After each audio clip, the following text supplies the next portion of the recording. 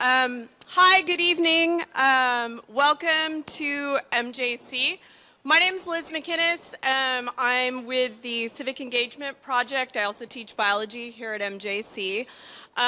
We really appreciate you coming out tonight from the community, from our campus community, for our YCCD Board Candidates Forum. This event is being brought to you by MJC's Voter Education and Registration Committee and the League of Women Voters for Stanislaus County.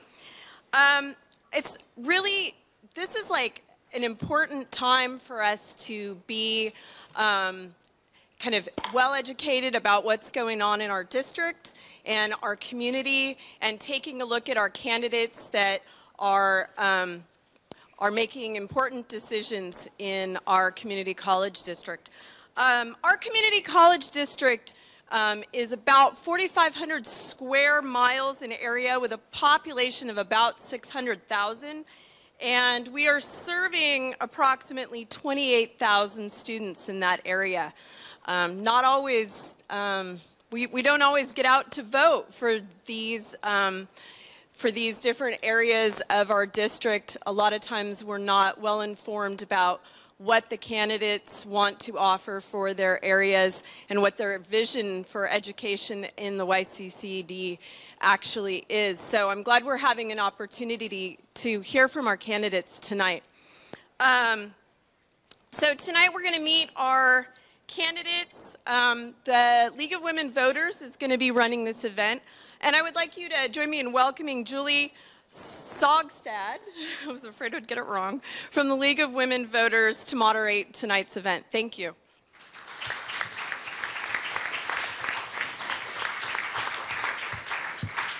Thanks, Liz.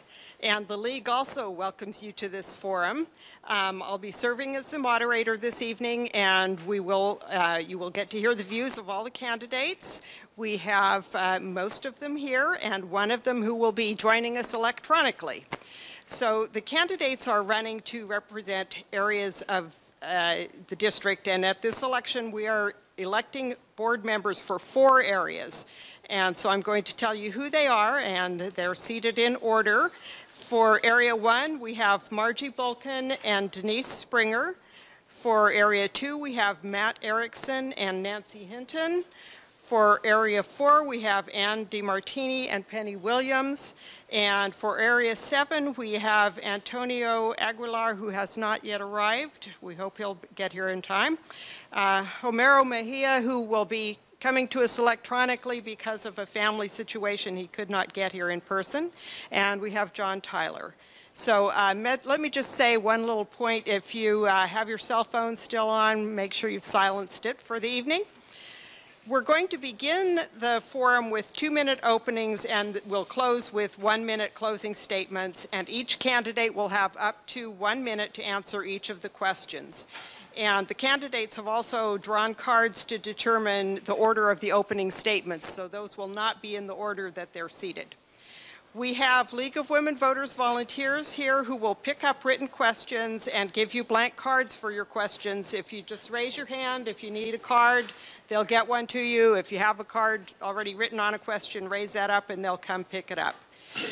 We also have volunteers who will sort through the questions to assure that we avoid duplication, to allow us to get through the maximum number of questions in the time allowed. We have volunteer timers right here who will show cards to warn the candidates at 1 minute during their opening and then again at 30 seconds. And then they get a stop sign, and when that stop sign goes up, we ask the candidate to just complete their sentence and stop. Otherwise, I will stop you. Don't keep running on. We do ask the audience to refrain from any applause or demonstration of support or opposition, again, to allow us the full time to hear the candidates' views.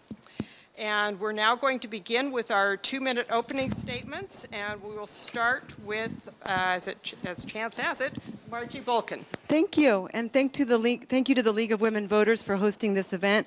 My name is Margie Bulkin. I'm a candidate for Trustee Area 1, which predominantly covers the area of Tuolumne County, a piece of Calaveras, and a piece of Stanislaus.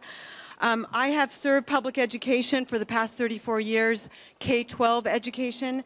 I began as an instructional aide, then a teacher, administrator. I currently am the County Superintendent of Schools for Tuolumne County, serving the students of all 11 districts. I also serve as the board member of the Columbia College Foundation, where I have chaired the Promise Committee, which is a campaign to provide tuition-free college for all students who graduate from area high schools. This year, with the removal of just the barrier of $1,200 tuition, we doubled from 15% to 32% the number of high school students accessing free tuition at Columbia College. I have, my experience as county superintendent is overseeing $65 million of education funding, for which I have direct oversight, and I am an avid proponent of the benefits of community college and wholeheartedly support the Guided Pathway and Think 30 initiative to ensure that high school graduates and adults have access to an informed pathway to industry-aligned credentials and/or certificates or preparation to a transfer degree program in order to dramatically increase the number of students who are highly skilled and eligible to attain living wage jobs. Thank you. Next, we will have Andy Martini.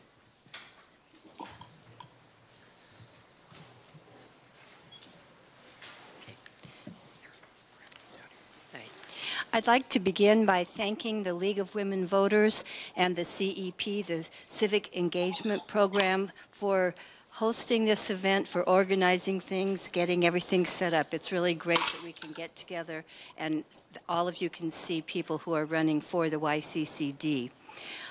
My educational background includes a bachelor's degree from Western Illinois University and a master's degree from Bloomington, Indiana. Indiana University. My experience in teaching is I've taught elementary music in Illinois, Indiana, and in Stockton, and I've played professionally, oboe and English horn, 13 years in the Sacramento Symphony and 23 years in the Modesto Symphony.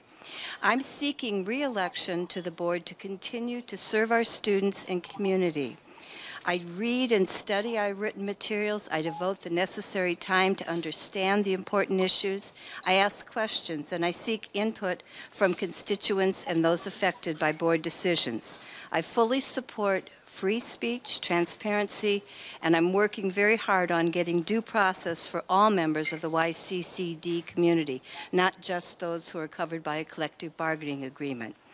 I have been selected to serve as the board liaison to the Great Valley Museum Foundation. It's one of only 13 museums in 114 community colleges in California. I'm also the chair of the Board Policy and Procedure Committee. We have wonderful faculty and staff at the YCCD, and they provide outstanding service to our students. They change lives. I appreciate being able to be a small part of that.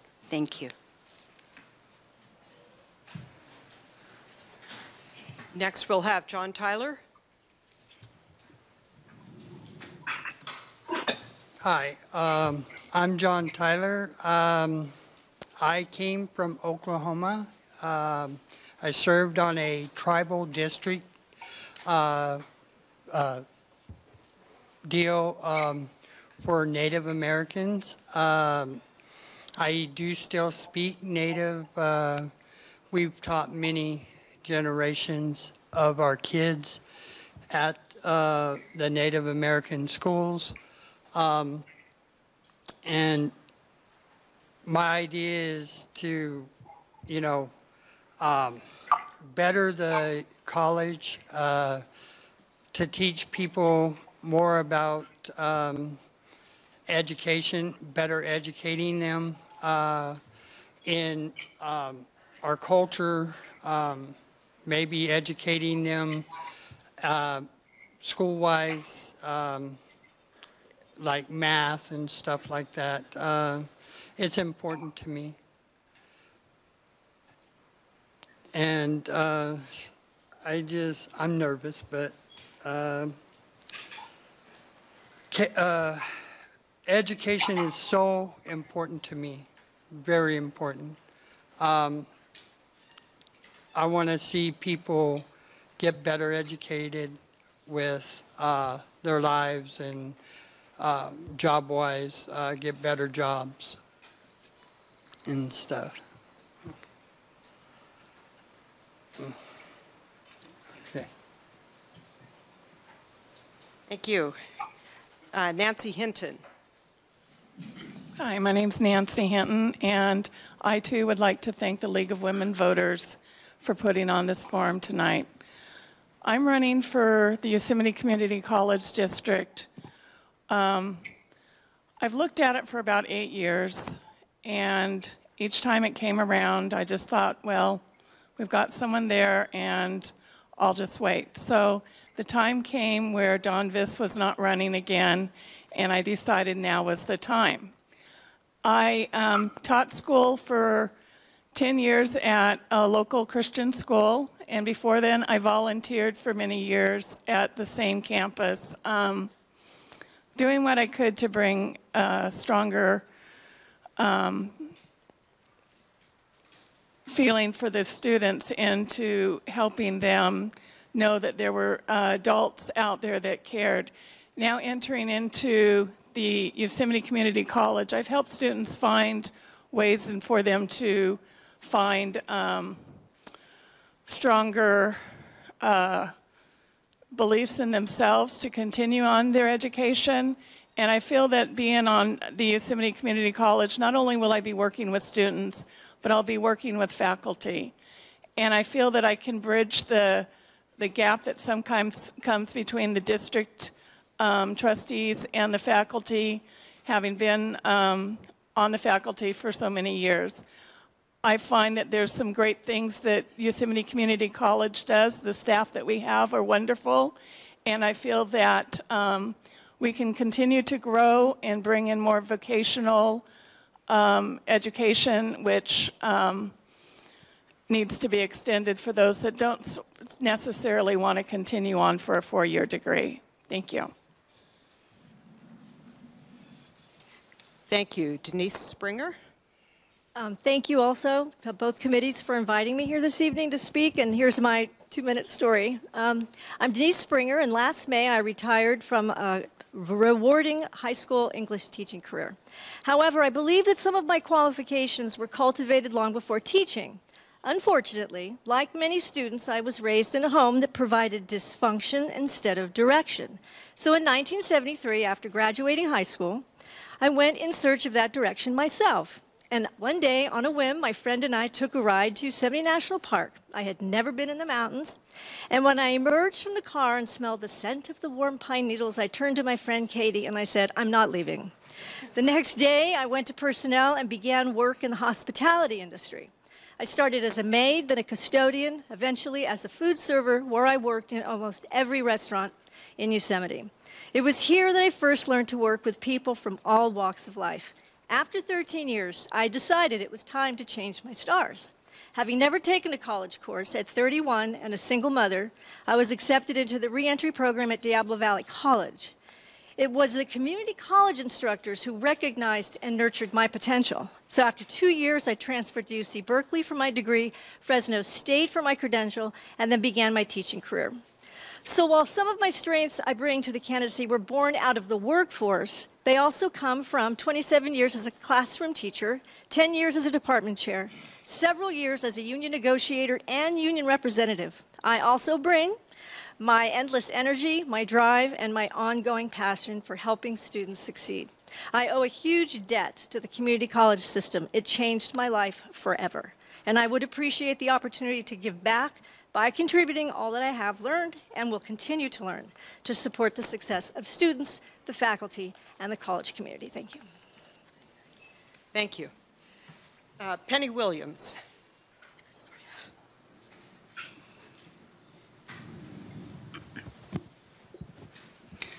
Good evening. I'd like to thank the League of Women Voters for bringing us all together tonight. Most of you know who George Lucas is, right? He's a Modesto guy who made good. Did you see his film, The Red Tails, about the Tuskegee Airmen? Well, I'm the daughter of a Tuskegee Airman.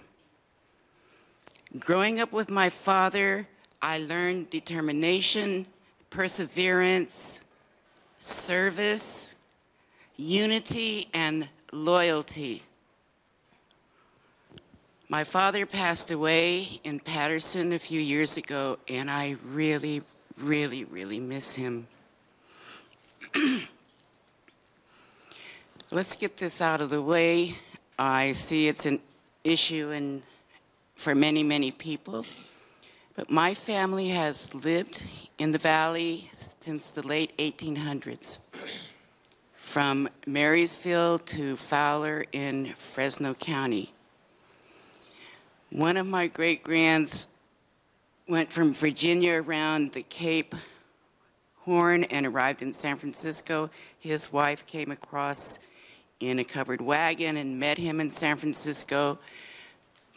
The part of my family that lives in the valley came across in a covered wagon. I've been in education most of my life. When I wasn't writing and editing for a newspaper, I've worked in K through 12, and I was a university professor for 10 years.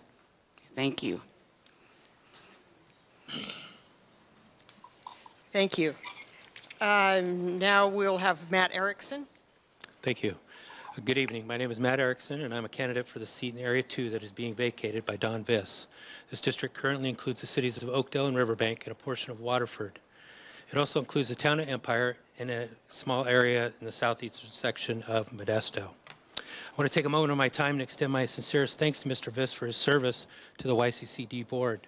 I'm sure that his presence will be missed, and he is definitely leaving some awfully big shoes to fill. I'm currently serving in my 15th year as a board member with the Waterford Unified School District, which is a TK-12 district. I've always thought that if I were ever to seek another elected office, it would be this one, with the simple rationale that believing that it would be a natural progression for me. As a current member of a governance team, I believe in these governance principles: setting direction for the district schools, establishing an effective and efficient structure for the district, providing support through behavior and actions, ensuring accountability to the public, acting as a community leader. I know this is not flashy or exciting, but I believe that this is, in summary, the job of a governance team member. If I'm elected to this position, you can expect to see me practice these very things to the best of my ability. My work background and experiences are varied and quite broad. I retired from the city of Waterford at the end of 2016 after 30 years of employment.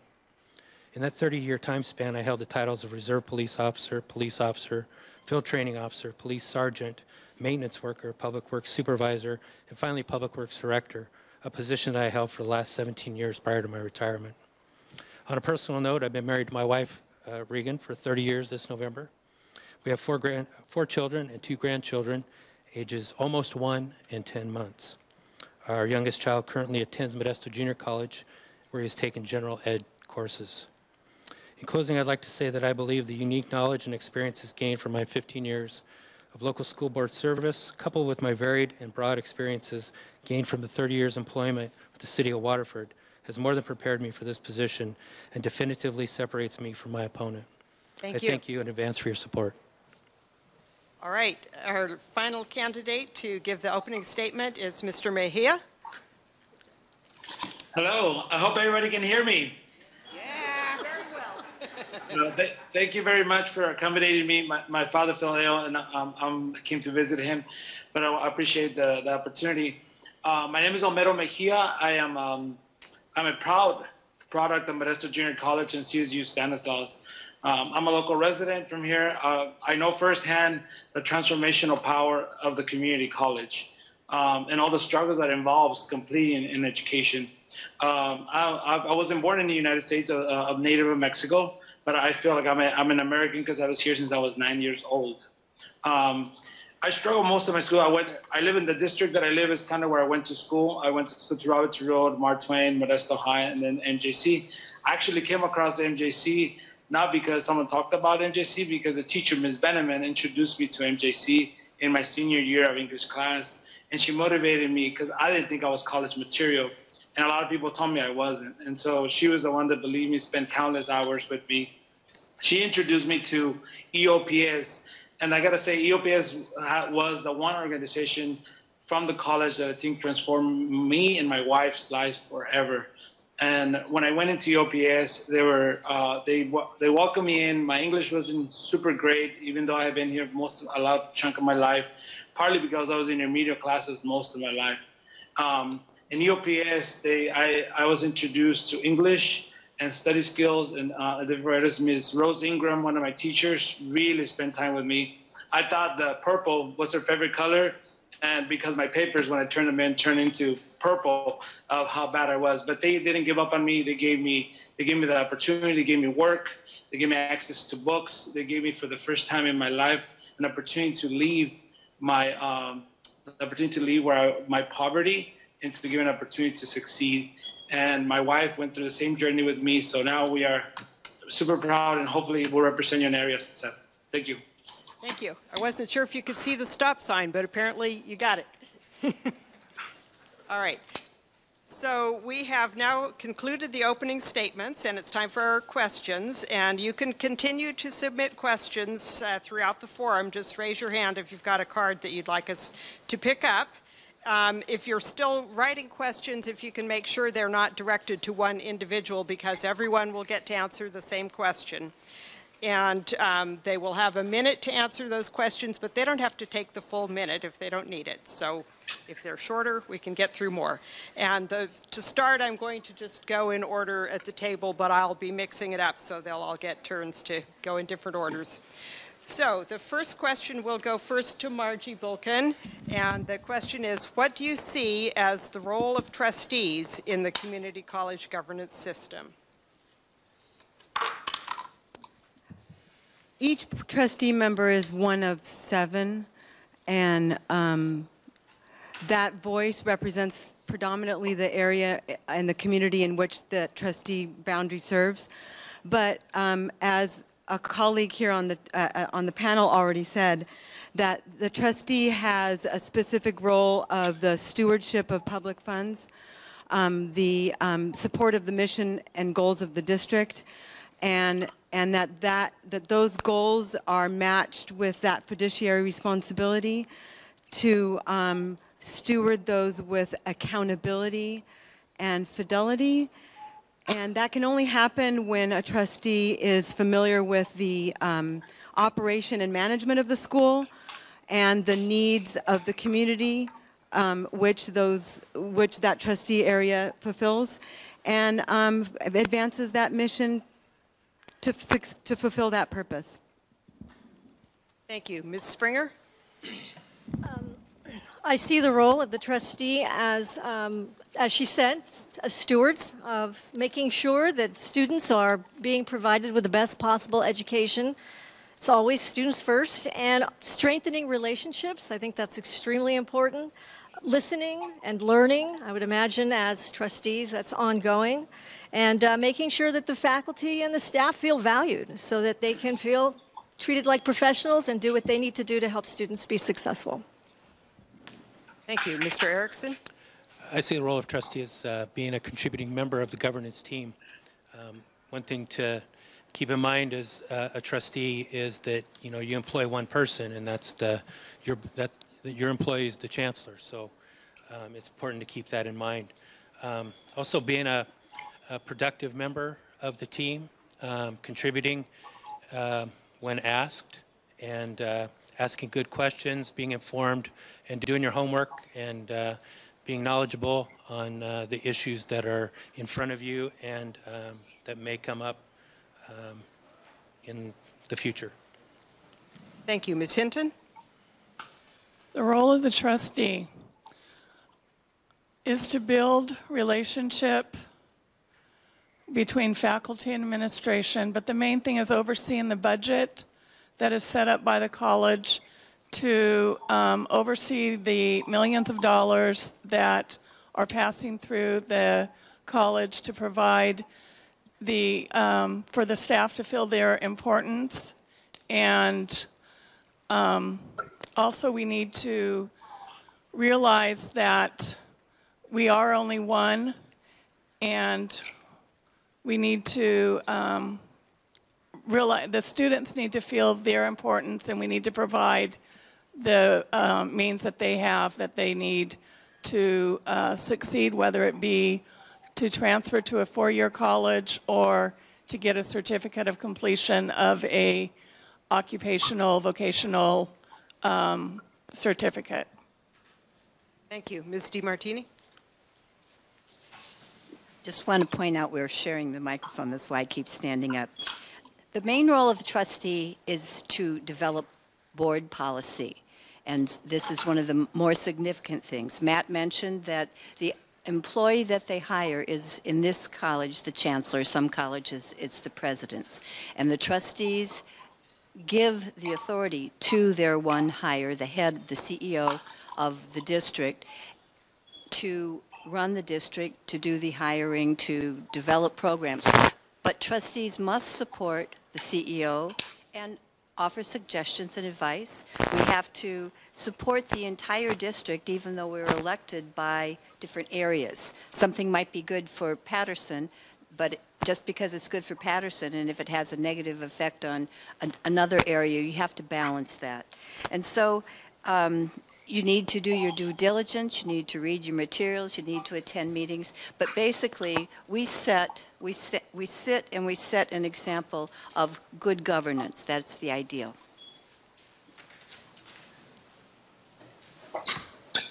Thank you. Ms. Williams?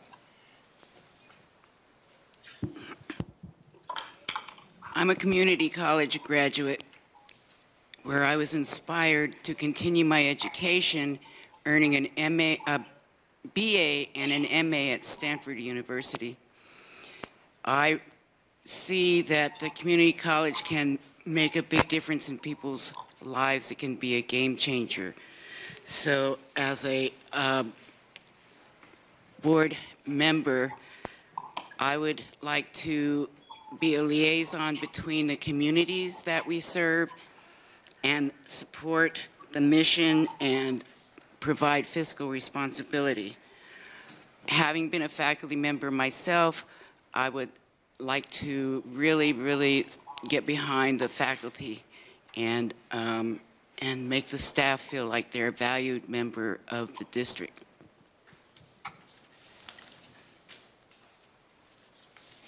Thank you. Mr. Tyler?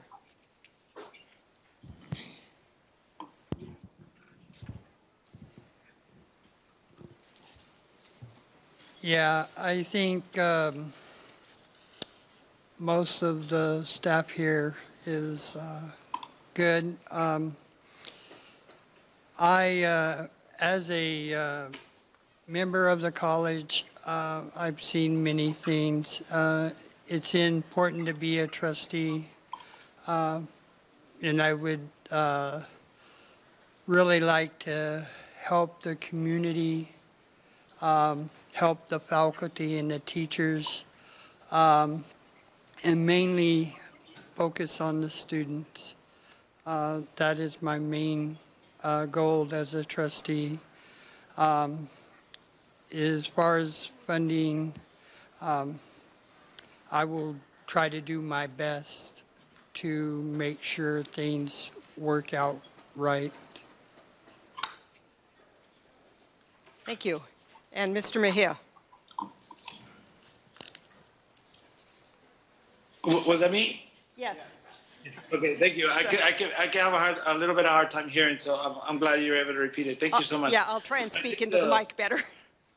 Can you hear me? Yes. Okay, great. Thank you. I think the role of the trustee, I think one of the most important roles is to do set board policy as a body, a cohesive body. Also, I think bringing transparency would be one of those priorities as a role in the trustee position, as well as listening to constituents. Also, being a bridge builder. Being out there to listen more to the community, bringing the college closer to the community, because it will make a big difference.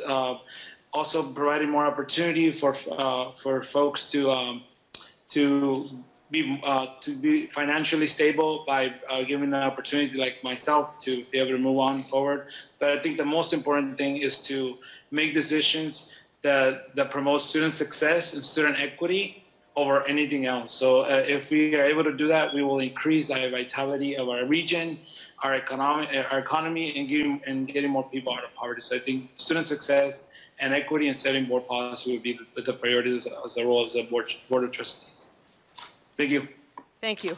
Okay, so for the next question, we're going to reverse the order. So, Mr. Mejia, you get to answer this question first. What qualifies you for this elected position? Thank you for the question. What qualifies me for the elected position? First and foremost, like I said, I'm a product of this institution. I know the struggles of all the different things that goes through being a college student. Also, all the resources, all the stuff that needs to be in place for students to succeed firsthand. That's the most important. And I've been actually participating in this community for many, many years. I've served in boards. I've done budgets. I work with community. I've done partnerships. I'm a bridge builder. I can bring people together, and I have a proven success record. I can just cite one small example. I brought people together to create soccer fields through the Tuolumne River Regional Trust in West Side. Something that I think I will be able to bring to the board is all the relationships, all the organizational skills that I've learned over a decade of serving in a nonprofit, and I currently serve in 4 board of directors, which I think gives me the qualifications of looking at budgets, looking at all the stuff that it requires for organizations to be successful. Thank you. Mr. Tyler.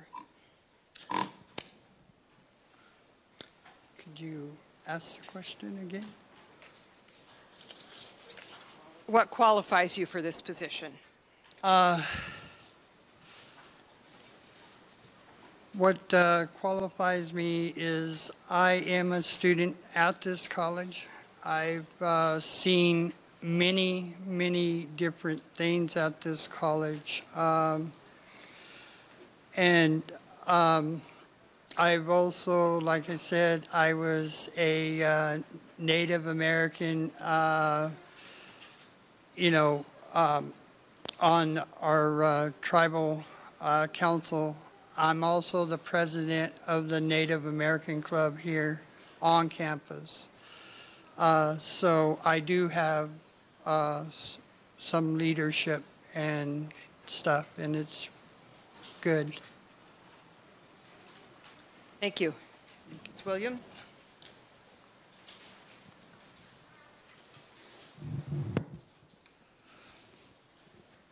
I would like to serve on the Board of Trustees because of my experience while I was pursuing a postgraduate degree at the University of Wisconsin. I served on the Chancellor's university-wide or system-wide program for minority and disadvantaged students, and the program that we came up with was supported unanimously by the Faculty Senate. I've worked at a university, I've been a faculty member, and I feel like I could have some empathy and some rapport with the issues that the faculty face. Thank you.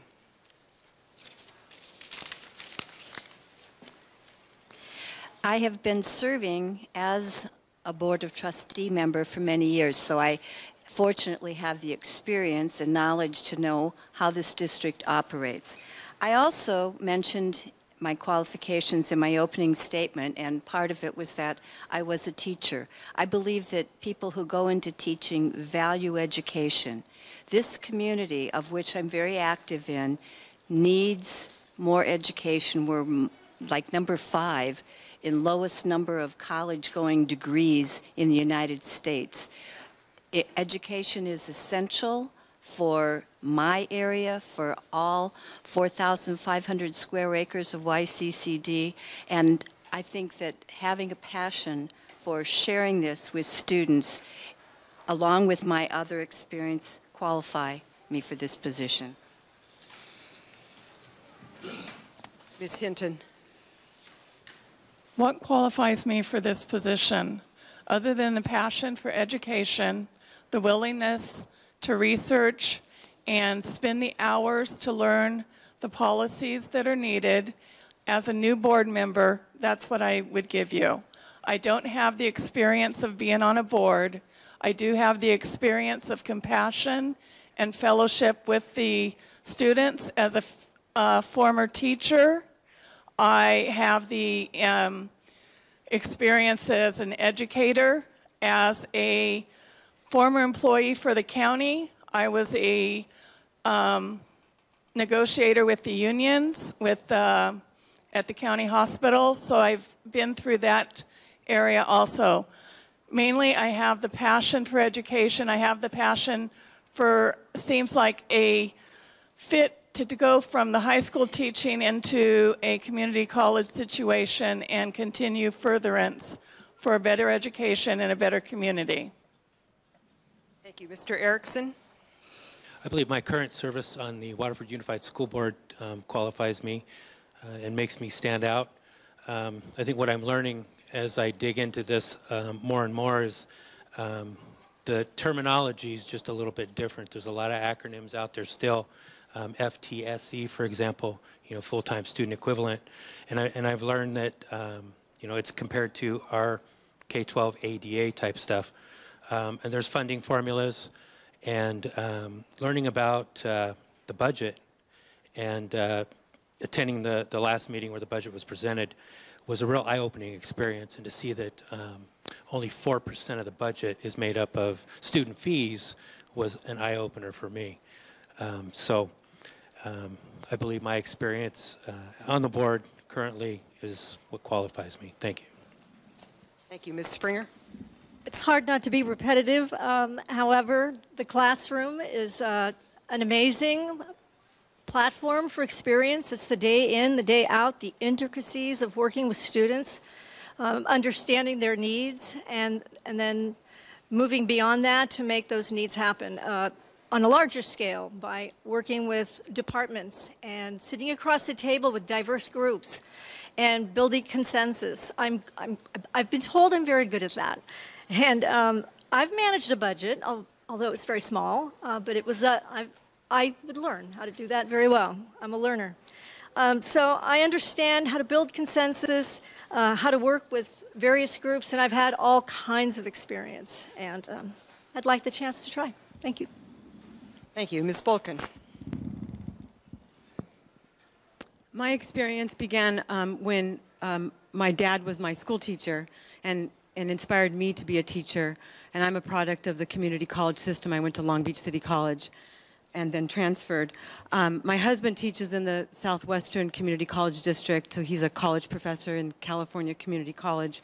But the breadth of my experience comes from my 34 years of service as an educator in K-12, but I call it K-14, and I was happy to see when I read some of the board's special priorities. I was actually happy to see institutional culture there, but as one of the priorities. But the one that captured my attention, where my expertise lies, is building the K-12 partnerships. The K-12 arena has the population of students that we want in community college, and my record of service is dedicated to that goal. Thank you. Now, the next question, we're going to begin with Mr. Tyler and then Mr. Mejia, and then we'll come back to this end of the table. In your opinion, what is the #1 issue facing faculty, and what is the first step you would take to help them resolve this issue?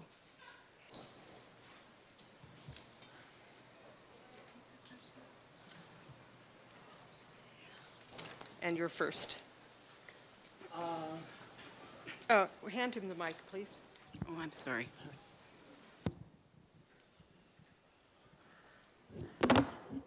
My fault. Sorry.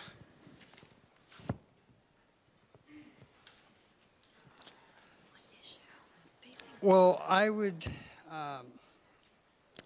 probably help them to better things in education for the students, and just, I don't know, I'm stuck.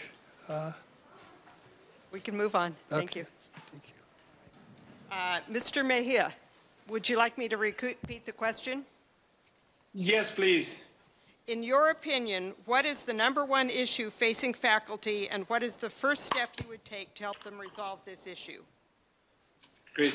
Thank you for the question. I think the #1 issue I think facing faculty in this times, I think, is how are they feeling valued, and I think one of those areas is compensation. I think compensation accordingly to what the work that they do. I wouldn't have the quality of education if I didn't have committed, passionate staff.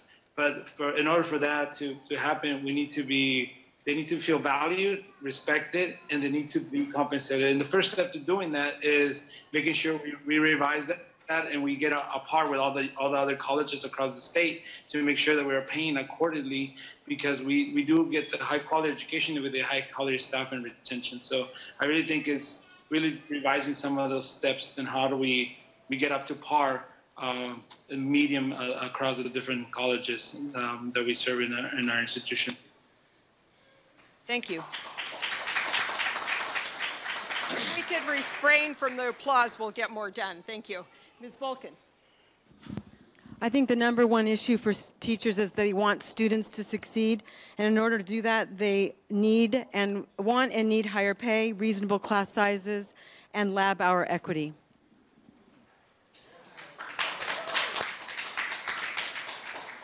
Okay, I've lost control. Ms. Springer. I don't know if I'm allowed to say this, but I think one of the main things right now is the impasse and morale and the frustration of the threat of strike. And while I trust the process of coordinated bargaining, and I think something people need to understand is teachers don't want to strike. They want to be in their classrooms. They want to teach, and it freaks students out. It scares them. And so the first thing I would do is try to encourage everybody to have the compassion and the humility to listen to all perspectives and understand all perspectives and make everybody sit down and talk. That's it. Mr. Erickson. I don't think it's any big secret. It is the impasse. And I think there's two sides to every story. I've certainly heard from one side, from a pretty reliable source, I believe. I think if I were elected, the one thing I would do is get myself up to speed.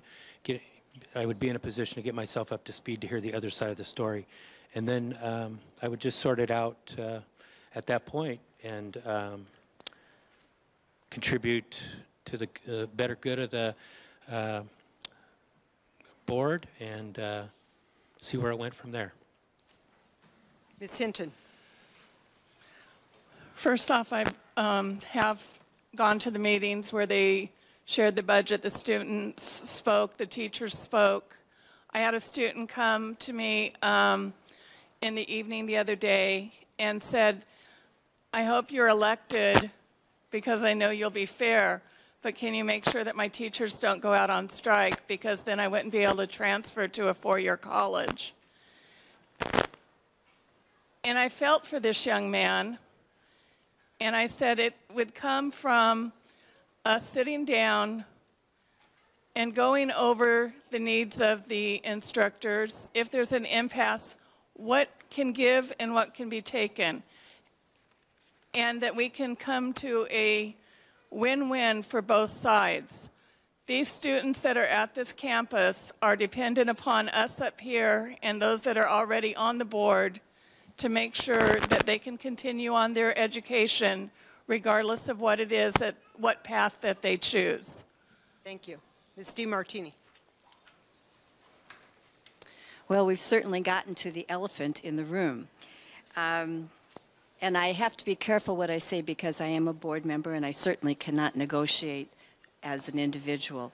But I am looking forward to hear what the mediator presents to see if there can be some sort of balance. But as an elected official, The district has to balance not only the compensation that we want to provide for our faculty are beloved to our students, and they are to us. We need to show them respect. But at the same time, we have to look at our fiduciary responsibilities. We have to look at our other union to see what kind of potential fallout there could be with that. I am very hopeful that when we get more information from the mediator, that the board will be able to find a resolution that will not impact our students. That is my hope. Ms. Williams. When I ask students what they like about MJC, they always, without exception, say it's the faculty. So I would like to help this impasse be resolved and find some financial assistance that will be able to support the faculty. When I was in my last position, when I left the university, they had a new multi-million-dollar engineering department, new physical education complex, new student dorms, and a new student center. And I don't have time to explain to you how I accomplished that, but that's what happened. Thank you. Okay, I believe we're ready for the next question, and Mr. Mejia, you're going to answer this one first. What can be done to more closely work with local high schools to prepare students for MJC and to help reduce the number of remedial courses that students must take? Do you mind repeating it one more time? I was trying to write it down because it's a hard time hearing it. Sure. What can be done to more closely work with local high schools to prepare students for MJC to help reduce the number of remedial courses that they must take? Great. Well, I think that one of the most important things we need to do is create partnerships, and I think that's one of the strengths I will bring to the board is how do we bring partnerships into schools? Actually, going into conversations, having our right people from our college going into those schools and really finding out what is being taught, to align what is being taught, and to make sure that we're going in our school where I currently work. We have a partnership with MJC where students are taking courses. But if we don't actually be on the same page, create that partnership where we're closely finding out what they need and what kind of support we could bring to the schools in terms of what students need to know by the time they get to MJC, I think that is key and fundamental to reduce the amount of remedial courses, and even actually inviting more, maybe having more courses in the schools to make sure that students are getting the right amount of support and the right amount of knowledge in terms of the math and English and other subjects that are needed to succeed in college. Thank you. Ms. Williams. What can be done with the high schools? I think that there needs to be a reach back program, as other people have mentioned, where the MJC or YCCD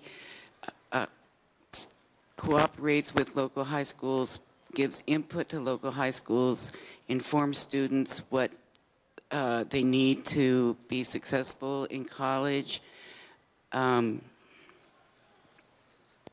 I have struggled really hard with the problem of diversity, and I have come up with many solutions to help young people understand the importance of education in their life. Thank you. Ms. DiMartini. The YCCD district has already approved dual enrollment programs with certain school districts, some in the Columbia area, some in the MJC area. And those classes, once we can get an agreement with YFA over the teaching, which still has to be negotiated, once we get an agreement, it will allow high school students to take a class that qualifies for high school credit and college credit, should they come here. That's definitely one way to reduce remedial courses. But our college has already taken direction, actually, from the state chancellor that we are redoing many of our courses, and instead of having just remedial, we have a class that will have it'll be paired with a course for credit, so that students might have a 6-unit class instead of a 4 or 5-unit class, but we're finding and we're looking for that students will have fewer remedial classes because that it totally discourages them. So MJC and Columbia are revamping how we offer courses to students. Ms. Hinton. Remedial courses have been proven that they don't work on college campuses. As Mrs. DeMartini said, the students get discouraged, they take a course, they're in it for a year, they get no transferable credit. Governor Brown signed into action, and this is where my passion for education comes from, following through and checking things out. AB 705 gives the student the chance to take a 4-year college credit course, even though they may not pass the quote-unquote entrance exam, that they can take the course and with possible additional help being provided, the students and the faculty are finding that there's a much greater success when they feel that there's a future for them. So my thing is that to do something similar to when I was at a school, an educational advocate, to set up some kind of a, almost like an IEP, where instead of them being put into a special class, they get the help that they need to succeed. Thank you. Mr. Erickson. I actually think there's probably somebody here on staff that could probably handle this situation. I think maybe establishing some type of an ad hoc committee and studying the issue, getting the high school partnerships involved, and find out what the real problem is, collect that data and see where are the issues, and then come up with a plan and take the necessary steps to implement that plan and cut out the need for the remedial courses. Thank you. Ms. Springer? One of the things that I've seen work really well at the high school are the outlier courses, the outreach classes that we had at Oakdale, and I think Manteca and some of the other areas. Students get very excited about those, and it increases their success. And also, we're doing quite a bit with the ERWC program.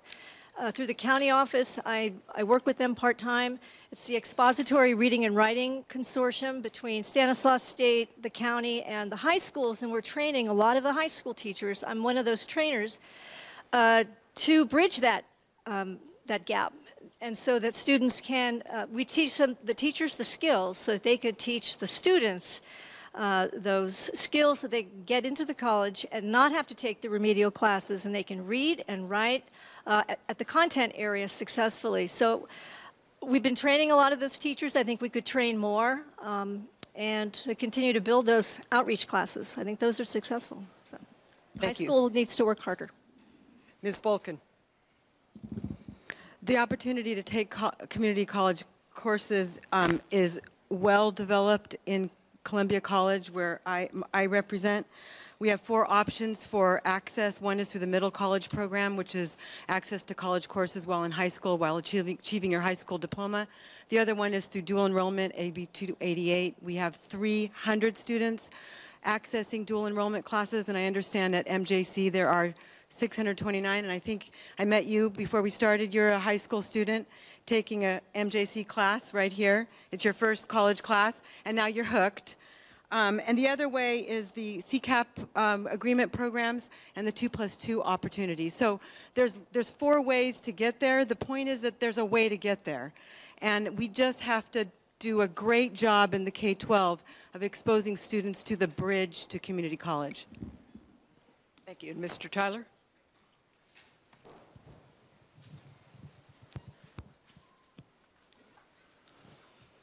I think that it's a good thing that they have this in place and stuff. It's helped a lot of people. From what I've seen, I've talked to some high school students, and it seems to work and stuff. I didn't have much high school. I was in I just went to 12th grade, and then I actually wound up coming to MJC. I graduated in Oklahoma on a reservation, so that's pretty much what happened to me. All right, so our next question, we will begin with Ms. Williams. The question is, what can you do to open up more classes, especially online ones, at MJC or Columbia College?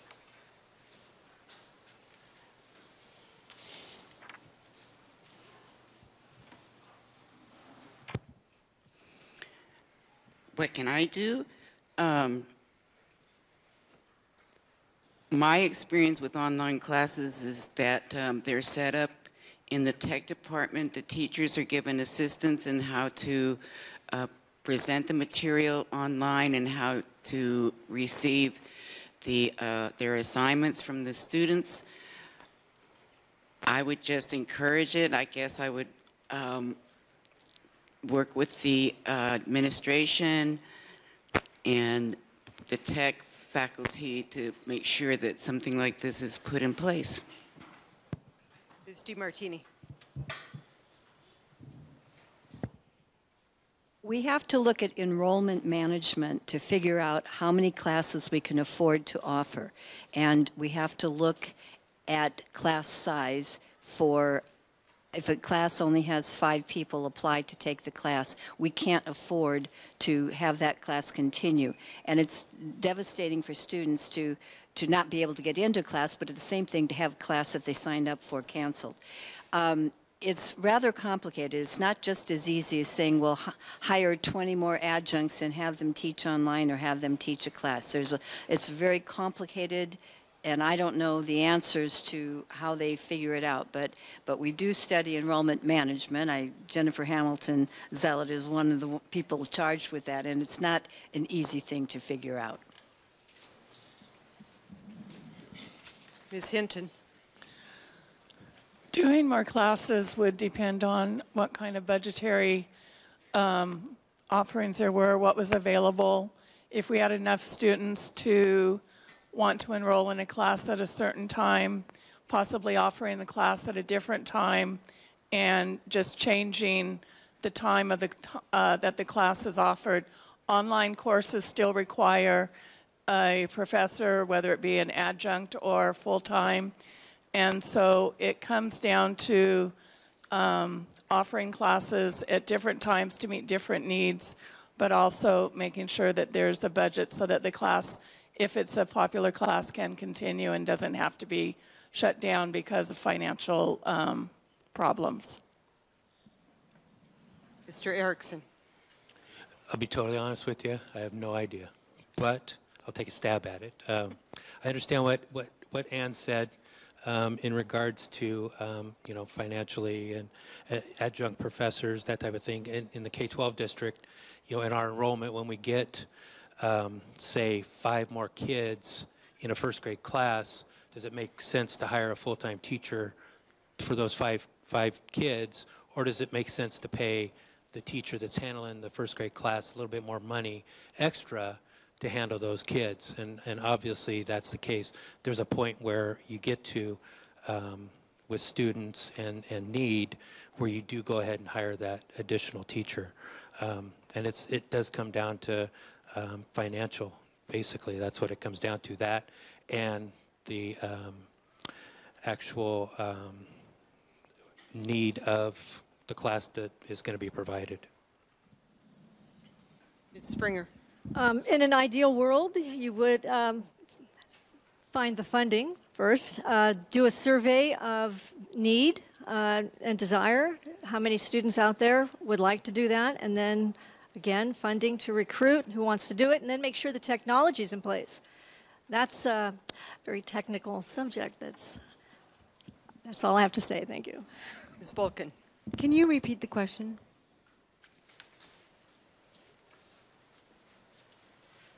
What can you do to open up more classes, especially online classes at JC and Columbia? In my opening statement, I talked about the Promise campaign. One way to increase enrollment is to make community college free. And I know that certain presidential campaigns have advocated for that and other elected officials. But in Columbia College, we did that. And if you're in the footprint of Bret Harte High School in Calaveras or anywhere in Tuolumne County, you have a 3-year guarantee of free tuition. And that increased our enrollment in community college by 60%. Increased by 60%, went from 15% of our high school students to 35%. If you have the students, you will grow the sections. That's one way. My time is up. Thank you. Mr. Mejia.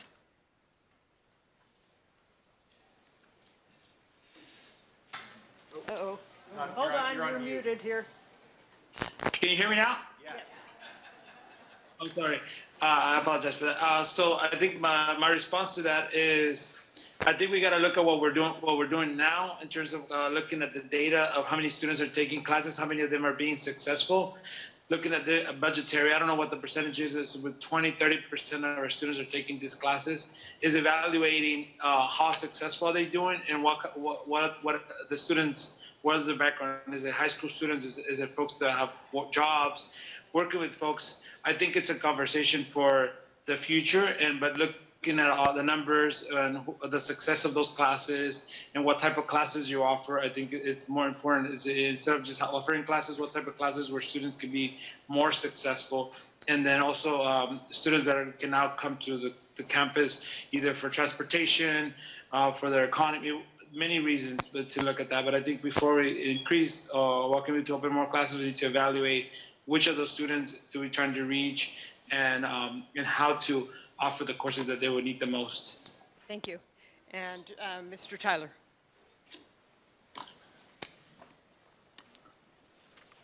I think it would be good as to work with a smaller class size, not a bigger class size. It wouldn't help the teachers if they had a bigger class size. I think students get more out of smaller class sizes. As far as the budget, I would kind of,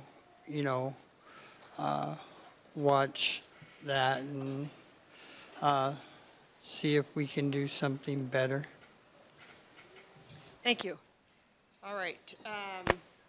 Mr. Tyler, you're going to answer this next question first. So, yeah, keep the mic. How will students benefit from your election?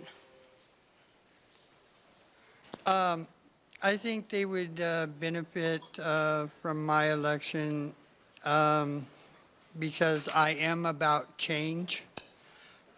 Change brings hope and brings the future more closer to us as both staff, students, and teachers. Thank you. Mr. Mejia? Were you able to hear the question? Yes, I can hear. I was writing it down. Well, I think the most important thing is I've been helping students already apply. I worked at MJC when I was a student ambassador, but I actually have helped students go to college and mentor them to go there. But I think one of the benefits is increasing those partnerships with organizations and communities to make sure we get students. I work with institutions like the Parent Institute where we actually teach parents how to get their kids into school.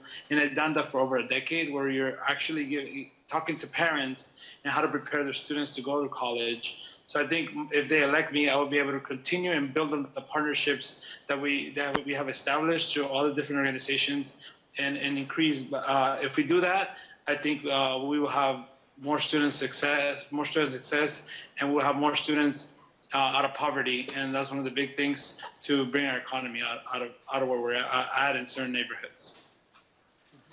Ms. Bulkin. Thank you.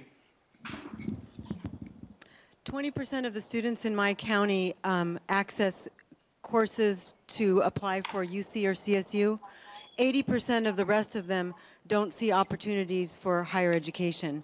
I've already talked about the increase of and changing that and providing every student outside of the group that aren't going to UC or CSU directly an opportunity to access community college. It's the best value in education, and in the end, it has something for every student, and that's what the students in my county and who I represent would benefit from. Ms. Springer? Could you repeat the question the way you stated it, please? How will students benefit from your election? Okay, thank you. They would benefit because I believe in putting students first. Students are the pulse of the college community, and giving them a voice, finding out what their needs are, and advocating for the students. And yeah, that's what I would do. Mr. Erickson. One thing I see is living in an outlying area. You know, I look at the, we were given a little fact sheets by the Chancellor's office, and thank you for that, by the way. And I look at the communities of Oakdale, Riverbank, and Waterford, and I kind of added them up, and it's probably 1,800 to 2,000 students. And I wonder is, you know, how could we increase that number? Is transportation an issue? You know, what are some issues? And I think transportation is one of them. My son travels every Monday and Wednesday back and forth to Modesto. But how many students are out there that aren't accessing Modesto Junior College because of transportation issues? And I think one thing to look into and be interesting to look into is transportation and how we could get subsidized for that transportation. Ms. Hinton. I've given a lot of my adult life as an advocate for education for students. I spend a lot of time where students can come into my office, and I help them fill out financial aid for not only for junior colleges, but also for four-year colleges. I will advocate for the student. I want to see Marin College now has a construction program. Down south in East Bay, they have a auto mechanics. There's all kinds of licensing programs that we can do for those students that may not want to go on to be a doctor, lawyer, or a teacher, or attend a four-year college. But they have the potential to learn a living wage profession here at home and can continue on in a pathway with financially being able to support themselves. Ms. DiMartini. I'm going to go a different direction and give you a very specific example of how students will benefit if I'm elected. I've had a personal passion on this board for the last couple of years of bringing due process to everyone who's a member of the YCCD community. Currently, due process only goes to those people who are covered by a collective bargaining agreement. I am working on policy with the assistance of an attorney who's helping us and the policy committee to provide due process, at least some, for students, for volunteers, for docents, and those things that currently are not afforded to students is, one, you have the right to know what you're accused of. Number two, you have the right to be presumed innocent. And you have the right, this currently isn't existing, but this is what I'm working on getting, that you have the right to be represented by someone at your own expense, but you can have someone, if there's a hearing, to help you out with that. And this would be for all members of the community, not just collective bargaining. Thank you. Ms. Williams?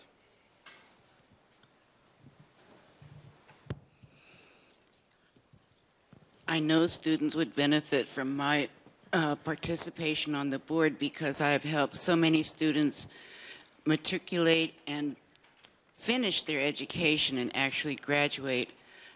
I come from a minority community, so I have that relationship. I know what it takes to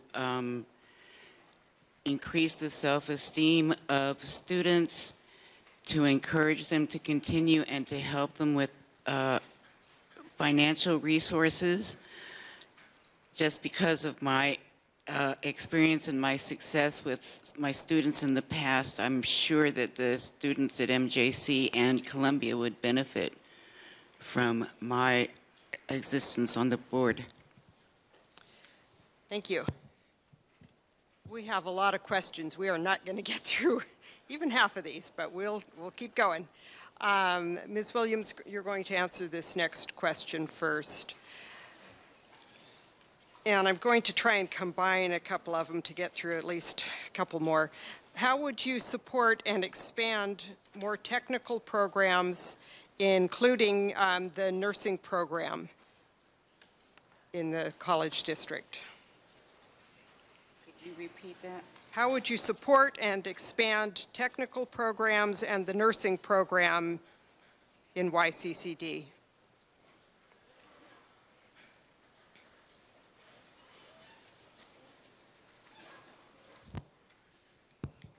What I've heard about the nursing program is that the teachers go out to the hospitals and they're not reimbursed for any of their travel time. So I would work on getting that compensation for them. And how would I expand tech programs? I would support the tech faculty and whoever was designing these programs and find the fiscal resources for them to do what they've set out to do. Mr. Tyler, we'll go that way.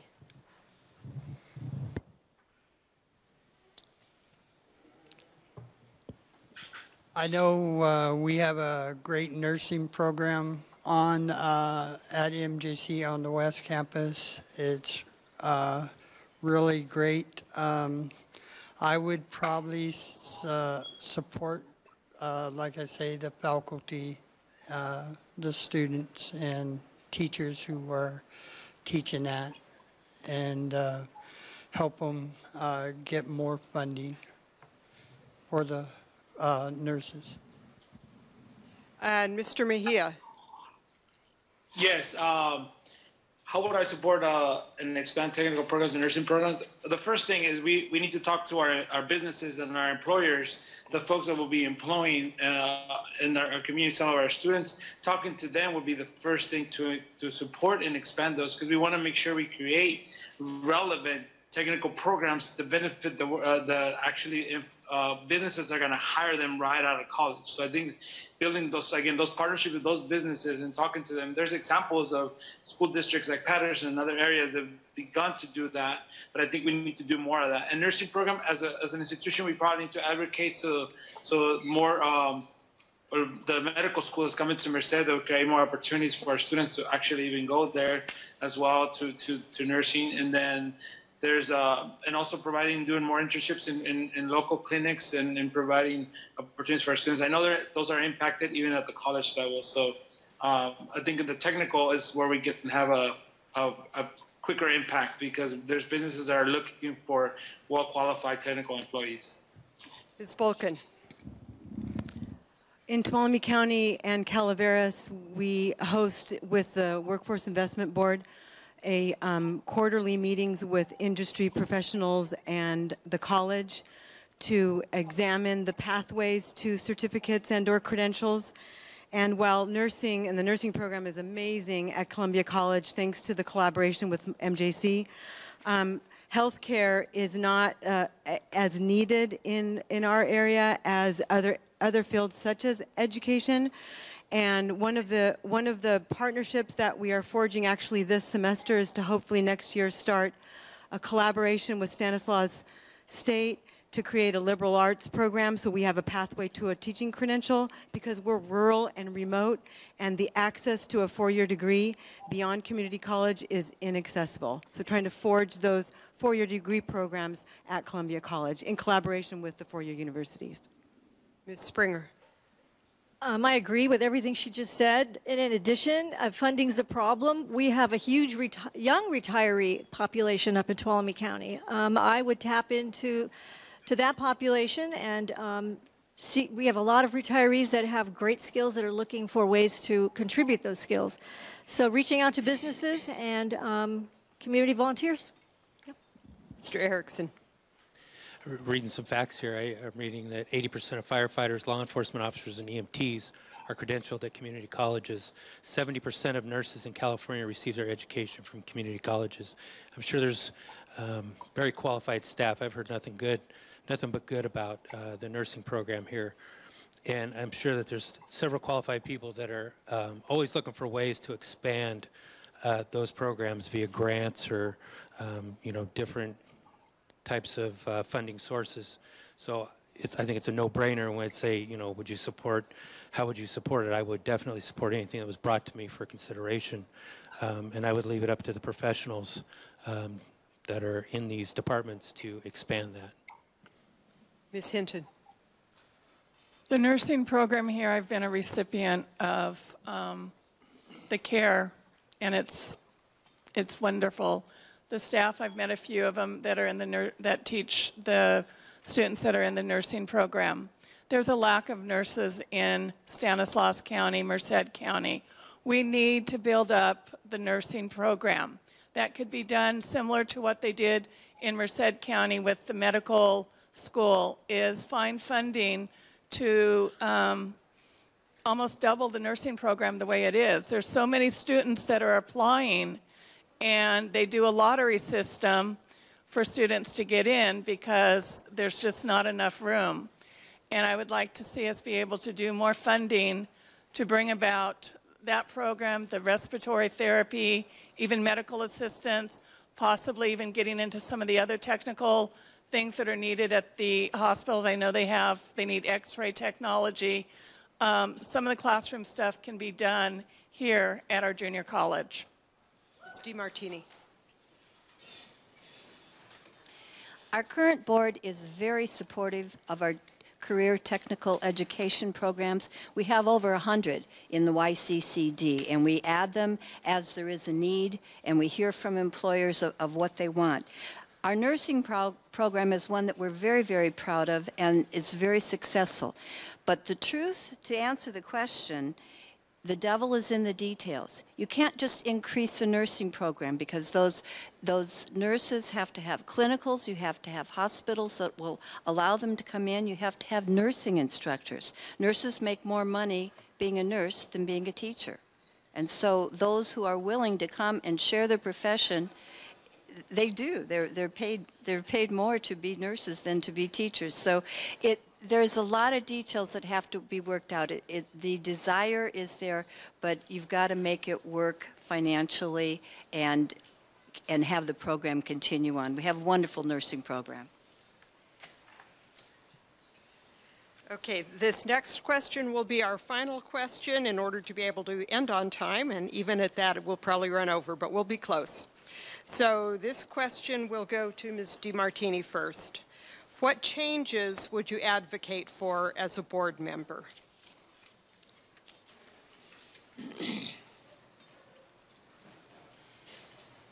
As a board member, and I have been a board member, so I would advocate, I think, to make sure that we are as transparent as possible.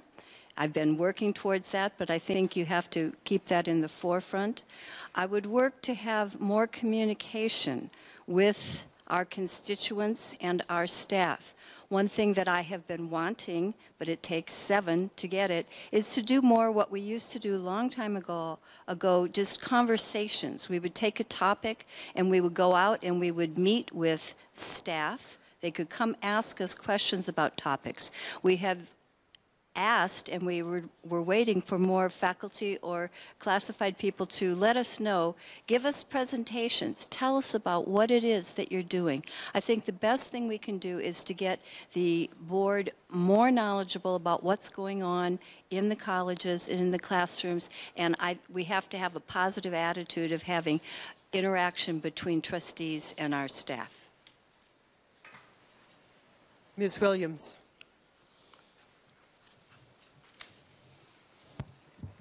Well, it's obvious that the people who've been on the board for a while have much more information to share with you than I would have. But the changes I would advocate for would be to increase the cooperation with the high schools, which I understand that Columbia has already set in place. But I was shocked to learn that for certain groups in our high schools that the graduation rates are abysmal. So I think that what I would do would increase the conversations that we have with our local high schools and ensuring student success. Whatever would ensure student success would be a priority for me. Mr. Tyler.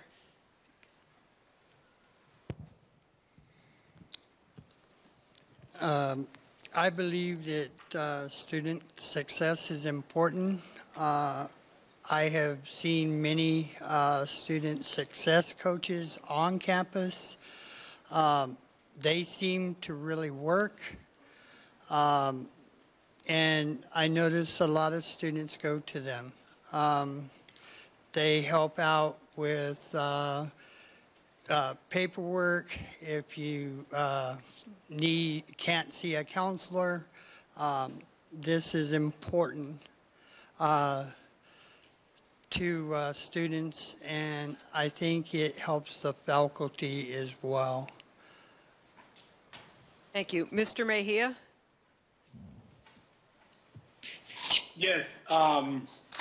What changes would I advocate for as a board member? One is, I think, one of the biggest ones is increasing transparency, simplifying the big budget items so people can understand, building bridges with community, advocating for us to pass policy that actually helps with bridging out more to communities. But the most important thing, I think, is being very transparent and making sure that we are that allow our community members understand and our students understand how we make decisions at the board level and how we pass policy that actually guarantees student success and student equity and all the aspects of student life. Thank you. And Ms. Bulkin. That question reminds me of asking, what's the end game? What's the outcome? How do you win?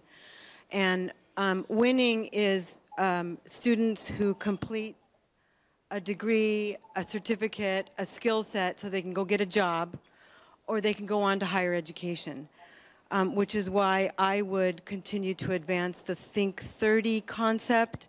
I spoke to a person in the audience here who's in his 8th year taking classes and is amazingly, I admire him for his perseverance, but I know that behind that perseverance is that the students are here to complete something so that they can go on in their life to get a job and or higher education so they can have a living wage job to support a family and live in a productive community. So I would support the Think 30 Pathway program. Ms. Springer. Again, agreed, and I'd like to see what we could do to keep students in the area once they've been educated and skilled to bring their skills to bear in the local community and keep them here. And I'd like to see more students complete their programs. I know that that's often an issue, and so and to, like everyone has said, transparency and to improve the current climate. So thank you. Thank you. Mr. Erickson? I'll just build on that. I sound like a broken record here. The transparency and improve the current climate. Maybe work on maybe doing it a little bit different in the agendas. They're a little bit hard to navigate, and some of the minutes are a little vague when I read them. I also would like to advocate for improving relationships with the 9 through 12 communities. And you know, I understand that there are some outreach efforts that take place with certain 9 through 12 communities, but I think it would be beneficial to look at the possibility of expanding that to greater and cover more schools.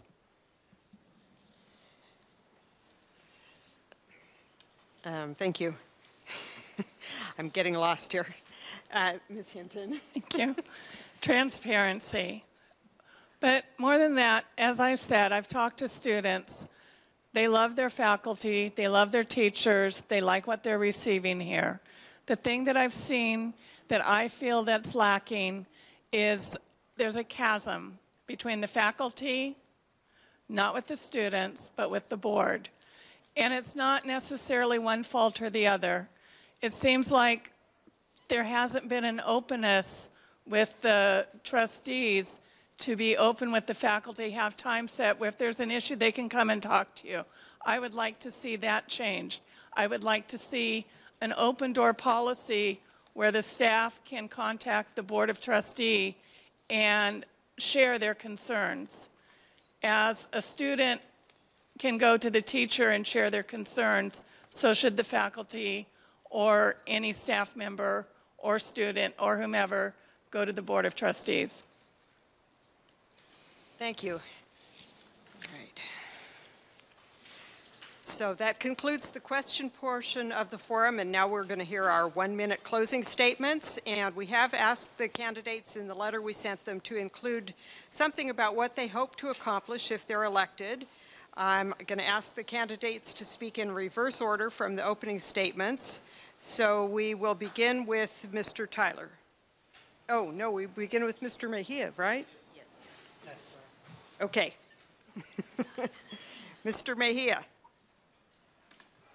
Can you repeat again the question, please? This is okay. 1-minute closing. Basically, you can say what you want and what you'd like to accomplish. Okay, great. Thank you. First of all, I would like to thank you very much to the League of Women Voters for the opportunity. Also, thank all the audience for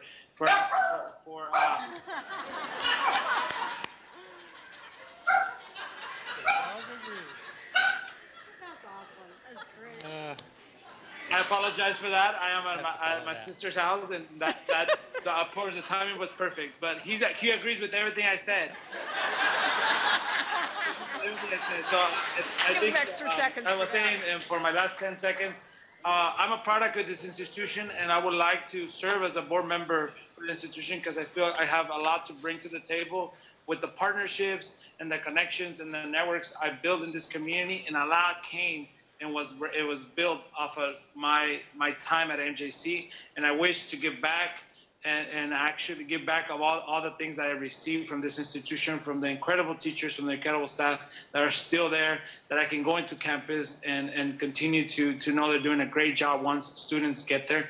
And I want to make sure that is the number one thing, is giving back and giving my experience and bringing more students to be successful and do well and have opportunity like my family has. And my son and my daughter have a bright future because of MJC, and I want a lot of families to have the same opportunity that I had of transforming my life at Modesto Junior College. Thank you, and I hope to get your vote November 6th. Okay, so now I'm not sure I have the order at all correct.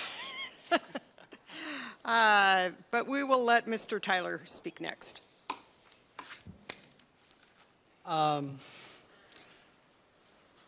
I would like to say that MJC has empowered me, encouraged me. I am a student still. It's very important that on November 6th you vote for your candidate that you choose. We're all good candidates. So.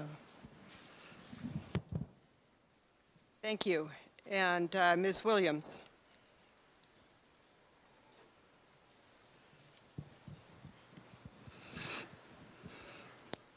What I would like to accomplish is to make MJC an oasis of excellence. I want America to be great moving into the future, not the past. Our hearts are too mature to go backwards. Let's bring dignity to everyone and leave no one behind. The future belongs to all of us. Thank you. Thank you. And Ms. Springer. Thank you. And thank you for inviting me here tonight. I'd just like to say that if I'm selected, I look forward to working with the current and new board members, the chancellors, the presidents, the faculty, and the students. And if elected, you have my word, I will work very diligently to make a positive impact by actively engaging all of the community stakeholders to help build open lines of communication, as has already been said. And I will draw upon all my experiences as custodian, waitress, teacher, department head, union rep, in order to promote, again, transparency and the process of compromise. And then finally, I promise to engage in common sense decision-making to help move the district forward. So I'd be honored to have your vote and serve YCCD. Thank you. Mr. Erickson. I didn't get a chance to thank the League of Women Voters because I knew my opening statement was like 2:02. So thank you, League of Women Voters, for putting this on and for inviting us. It was a great experience, first one I've ever done. I want to thank the audience for coming out here and listening to us babble here for about an hour and a half and seeing the democratic process in action, I guess. You know, I guess what I could say is, you know, I'll be committed. I will do whatever it takes to do this. I've got the experience. I can hit the ground running. I don't know if that's important or not, but I'm finding a lot of similarities in stuff that goes on at K-12. I see it happens in secondary education, and I appreciate your support in this election. Thank you. Ms. Hinton. I'd like to thank you for being here tonight. This is my first debate, and it started rough, but I got into it a little bit down. And I just want to say that I feel that Modesto Junior College, Columbia College are two great colleges that we have here to work with. And my intent, as I've mentioned, would bring the ability for students to get the classes that they need to be able to transfer before their 4 years time frame, and that the classes would be available to transfer within 2.5 years. I'd also like to see the vocational training, the career technical education, as they're calling it now, because vocational wasn't good enough. So we have to change things just to confuse those of us that are a little bit older. But we need to fulfill those needs too for those students that may not want to go in and get a master's or a doctorate, but have passion for people and want to go into the medical field, or they want to go into automotive or whatever. And my time's up. Thank you. Ms. DiMartini. I wasn't looking at you that time. I'm running for re-election to the YCCD board because I want to complete the good work we've started in recent years and build on accomplishments such as creating a bachelor's degree program, ensuring facility upgrades across our two colleges, and retaining high-quality staff to support the learning, advancement, and lasting success of our students. If re-elected, I will keep listening to all points of view while supporting free speech, transparency, and due process for all. I support our new chancellor, I value our instructors, and I appreciate the hard work of our staff. I ask for your consideration, and I invite your feedback. Ms. Bolkin. I wanted to thank you again for doing this and providing this opportunity, but I wanted to say how nice it is to meet you. And get to know you, and so proud to be sitting here next to you. Everything that's been said, I mean, I think is worthy of what should be accomplished. But for me, I come from a rural county representing the trustee area 1, both Calaveras and portions of Stanislaus, where there's 55% poverty, and the opportunities for opportunity, if that makes any sense, is grim for a lot of the students that I serve as a county superintendent of schools. And what I want to accomplish is what we've already started, and that is to increase the trajectory of the number of students who can access higher education through the community college. And if elected during my tenure, I want to take it from 35% to the threshold of 80%, which is the number of students currently not accessing education in Tuolumne County. Thank you all. On behalf of the League of Women Voters of Stanislaus County, I would like to thank the candidates for running for office and for being here tonight. Yosemite Community College and the Civic Engagement Project for arranging this room for us. All of you in the audience for being here and providing your attention, and all of the League volunteers who've helped with organizing and managing this event. If you are not registered to vote, or if you have moved, please remember you need to register by October 22nd. If you vote at a poll, be sure and check the polling location on your sample ballot, as locations are changed periodically. And vote by mail ballots will begin going out in the mail on October 15th, we've been told. So after that, you should receive your vote by mail if you are signed up to receive it that way. And of course, don't forget to vote on November 6th. Good night.